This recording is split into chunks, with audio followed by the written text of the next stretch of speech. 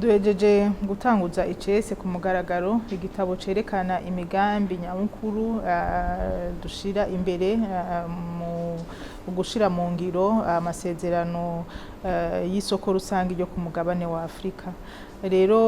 novuga nti igihugu c'u Burundi caramaze kwinjira mu isoko rusange ryo ku mugabane wa Afrika ari ryo twita zone de libre échange continentale africaine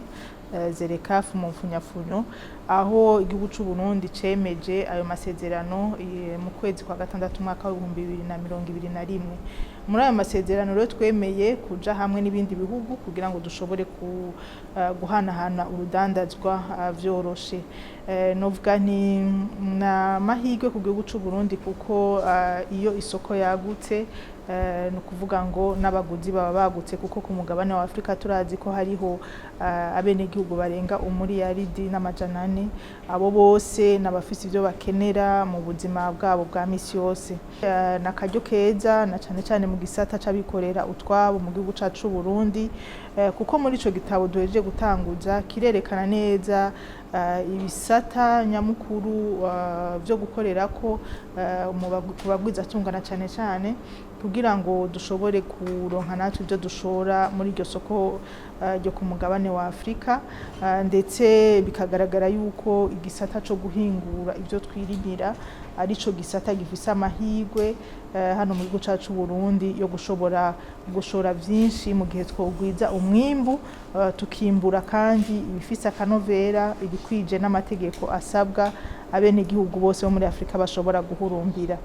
Nakaryo keza rero kubagwizatunga na cane cane kuko tuvuga tuti muri iyo migambi n'imigabo yose iza ahanini ije kudufasha kugira ngo dushobore kugwiza ivyo dushora muri iryo soko twamaze kwinjiramo. Tugahamagarira rero abagwizatunga bo mu gihugu cacu Burundi kumva ko novuga nti umugambi w'isoko rusange twaramaze kuwinjiramo, kandi dutegerezwa kurondera uko bishoboka kose kugira ngo natwe tugwize umwimbu dushobore gushora muri iryo soko rusange. Ku ruhande rwa leta naho turiko turakora ibishoboka kugira ngo dushireho amategeko meza atuma dushobora guhamagara imitahe iza gusahiriza imitahe dufise hano mu gihugu cacu Burundi, ndetse tugashiraho n'inyubako ibintu vyose bishobora gufasha kugwiza umwimbu hano mu gihugu cacu Burundi, duhereye ku gisata c'umuyagankuba, ku gisata c'amabarabara. Mukaba muzi ko turiko turanashiraho n'umugambi w'ibarabara ry'indarayi kugira ngo dushobore kwagura amasoko, dushobore no kuronka ingene tubishikana ku masoko ari muri iryo soko rusange bitworoheye. Tukaba rero twifuza kumenyekanisha ico gitabo kirimwo imigambi n'imigabo ku benegihugu bose, kuko ishirwa mu ngiro ry'ayo masezerano twiyemeje mu mwaka wa 2021 bisaba ko ku vy'ukuri habaho gufata intumbero imwe, haba ku ruhande rwa leta, ku ruhande rw'abagwizatunga, ku ruhande rw'abasahiriza imigambi n'imigabo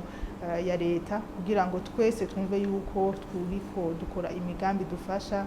kwinjira mu isoko rusange ryo ku mugabane wa Afrika.